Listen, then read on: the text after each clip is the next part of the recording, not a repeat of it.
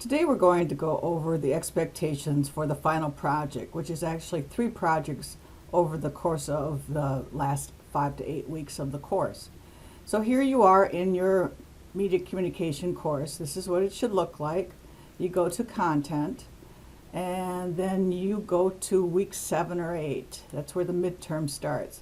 So you've already had these assignments and now you are going down to what's going on after the midterm.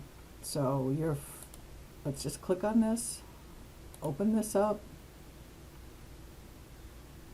and here it is. So it's essentially in 3 different stages, and when you go through each weekly folder or every 2-week folder, you'll find more information. So the midterm is worth 75 points. It's what you hope to accomplish. So that's your writing to your proposal, your planning in advance. It would be like, it's not a storyboard, but if you were in a media class, this would be, your planning stages, your storyboard, that type of thing. So some of you had some really good SWOTs, SWOTs, and you might want to use that idea, or maybe you already work someplace that doesn't really have a great PR plan, so you want to accomplish it. If you work for ArcBest, don't use theirs. It's great, and they've already done it. So before coming up with a plan for your campaign, you have to consider the different parts of the plan.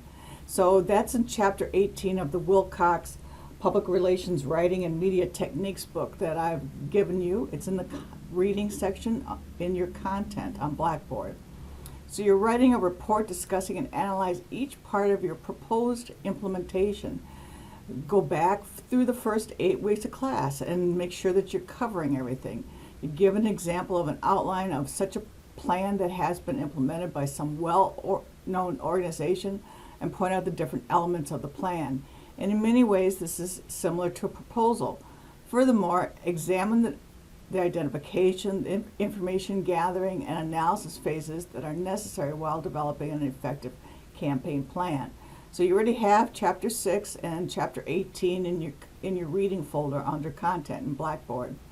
So some of the things that you're trying to accomplish is report a written plan to ensure the effectiveness of the campaign, scrutinize the initial steps of developing a plan for your campaign, classify and analyze the 8 elements that would be incorporated into a campaign, and express the importance of ensuring the soundness of any campaign plan before submitting it for approval. So in other words, you're looking at other people's, giving it as an example, and then you're moving on to use your own information.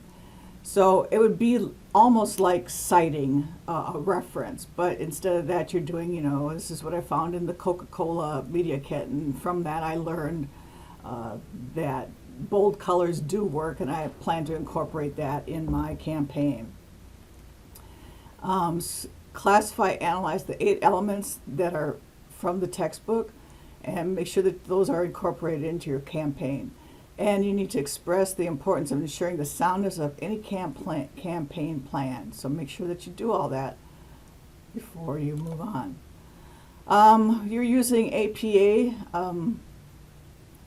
American Psychological Association, not Associated Press. So this is APA. You can go to owl.english.purdue.edu if you're not familiar or you forgot what the difference is. So you need a title page, a date, your campaign name, who the client is. So that would be like, if you're doing the major media communication major, that would be your client. And your name. So make sure that you have a title page. Please respond by writing a paper that consists of about 1,500 words. Okay, so in your written campaign, that's also called a proposal in some places. So you've looked at all the stuff that's already on Blackboard. You've read Chapter 18. So what's your statement of principles? What's your approach, and how are you integrating it with marketing? Alignment of campaign with your organizational goals. So you've looked at mission, vision, core values, that type of thing. How does this campaign attribute to or reinforce those items? And what's your plan? What do you plan to do? Now, I don't need to see a news release right now, but you need to tell me what part of these you're going to have. FYI, final project will include whatever you said in your midterm proposal. So you have news releases, featured stories, publicity photos, satellite media tour, newsletters. And this would be a good time to be looking at, other media kits, etc., and see what you liked and what you didn't like, or what you might want to take away. Okay, so now you need to identify the situation. If it's COVID related, for example, if that's what you're trying to do, that's pretty basic. You can get some pretty good research off from the CDC, etc. You're going to talk about, how you found this information.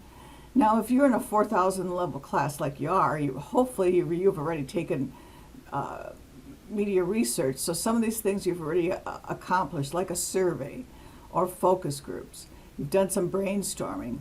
So, and find those sources. If you haven't done primary research already, and you can't do a quick SurveyMonkey survey, then you're going to have to go to letter A, which is sources, and find out what other people have done. And that's going to be peer reviewed. It all needs to be cited so I know what you're doing. 4 is include the 8 elements in a campaign plan. We'll talk about those in a minute. And what is the organization situation? What are you trying to do? Are you trying to inform us about a new product? Are you trying to motivate us to buy something? What are you trying to measure? Campaign audience, be specific and include psychographics. So in other words, who's your target audience? Psychographics delves deeper. So if you're trying to get 16-year-old gamers, female, then that's part of, what do they like? They like to wear purple. Okay, so that's what your chances are. Then whatever your product is going to be purple, but that's just a little aside. So what's your strategy? The broad concept, so you're going from the inverted triangle, really. Broad concept of which the campaign is based, different models for developing different strategies. Where's your data? Is it reliable? If it's anecdotal, I don't know, that's not good. It has to be reliable, real data, insight, and key messages. That's why a focus group would be a decent thing to do. Your tactics are how you're going to do it and how you're going to execute it. And then, of course, you need to include your actual materials. Are you doing social media? How are you going to monitor it? Are there pre-existing conversations, and does it need to be field tested? Okay, so that's all your proposal. That's what you're going to be added. The red means that it's going to be in a different section again. Branding. This is after the midterm, which we just discussed. So branding is something a little bit more fun. You've done a media kit for your midterm, and now you're going to create one. So the digital media kit, which is worth 50 points, is also called a press kit. They're packets of information that include news releases, photographs, featured stories. You can have biographical sketches on, some of the president or the vice president. So just keep that in mind. If you're, doing something with our major, for example, then you have the 4 faculty members that you can have as your biography. Or if you're a theater major, same thing, etc. Fact sheets, position papers, backgrounders, anything that you think needs to be added to the digital media kit. The digital media kit, as you have read, is something that the media picks up and uses about your product. So they have a little background information on you or your company. So you're going to create the components. This is the actual due. All of weeks 9 through 14 are due. So you're applying, you're actually doing something. You're creating the components of a media kit for a small business or organization. I've got some updates on the Blackboard site. It should not be any of the companies that you critique for the media kit portion of this assignment. Well, that would be plagiarism. You don't do that. Digital media kits, also called EPKs, are distributed in several ways, probably mostly online. Some of these are actually antiquated. Don't forget to go back to chapter 6 and include information about your business, a 1-page fact sheet, FAQs if you like those, the mission statement, logos, You can use Canva. That's a very good. It's in your folder. Bios, like a paragraph bio on stakeholders, keynote speakers if you're doing an event, contact information, 2 news releases. Keep them short, like 5 to 7 paragraphs. And then you're going to do a gallery, which is also a proof sheet. So you need thumbnail images. And then you'll either do a media advisory or a pitch by email.